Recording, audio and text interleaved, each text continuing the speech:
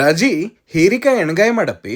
ಅಯ್ಯ ಹೀರಿಕಾಯಿ ಎಣಗಾಯಿ ತಿನ್ಬೇಕನ್ಸಾತೈತೆ ನಿಮ್ಗ ತಡ್ರಂಗರ್ ಮಾಡ್ಕೊಡ್ತೇನಂತ. ಫಸ್ಟ್ ಅದಕ್ಕೆ ಏನ್ ಮಾಡ್ತೇನೆ ಅಂದ್ರ ಒಲಿ ಮ್ಯಾಗ ಒಂದ್ ಬಾಳ್ಗಿ ಇಟ್ಟು ಅದಕ್ಕೊಂದ್ ಸ್ವಲ್ಪ ಉಳ್ಳಾಗಡ್ಡಿ, ಟೊಮ್ಯಾಟೊ, ಬೆಳ್ಳುಳ್ಳಿ, ಚಕ್ಕಿ, ಲವಂಗ, ಕೊತ್ತಂಬರಿ ಹಾಕಿ ಚಲೋ ತಂಗ ಫ್ರೈ ಮಾಡ್ಕೊತೇನಿ. ಆಮೇಲೆ ಒಂದ್ ಸ್ವಲ್ಪ ಹಸಿ ಕೊಬ್ಬರಿ ಹಾಕಿ ಜೊತೆಗೆ ಒಂದ್ ಸ್ವಲ್ಪ ಎಣ್ಣೆ ಹಾಕಿ ಅದನ್ನೆಲ್ಲದನ್ನು ಚಂದಂಗ ಕಲರ್ ಚೇಂಜ್ ಆಗೋ ಮಟ್ಟ ಫ್ರೈ ಮಾಡ್ಕೋಬೇಕ. ಈಗ ಅದನ್ನ ಒಂದ್ ಪ್ಲೇಟಿಗೆ ಟ್ರಾನ್ಸ್ಫರ್ ಮಾಡಿ ತಣ್ಣಗ ಹಾಕ್ಬಿಡ್ಬೇಕ. ಅದ್ ಪೂರ ತಣ್ಣಗಾಗಿಂದ ಒಂದ್ ಮಿಕ್ಸಿ ಜಾರಿಗೆ ಟ್ರಾನ್ಸ್ಫರ್ ಮಾಡಿ ಅದಕ್ಕೊಂದ್ ಸ್ವಲ್ಪ ಖಾರ, ಬೆಲ್ಲ, ನೀರ್ ಹಾಕಿ ಚಂದಂಗ ಮಿಕ್ಸಿ ಮಾಡ್ಕೋಬೇಕ.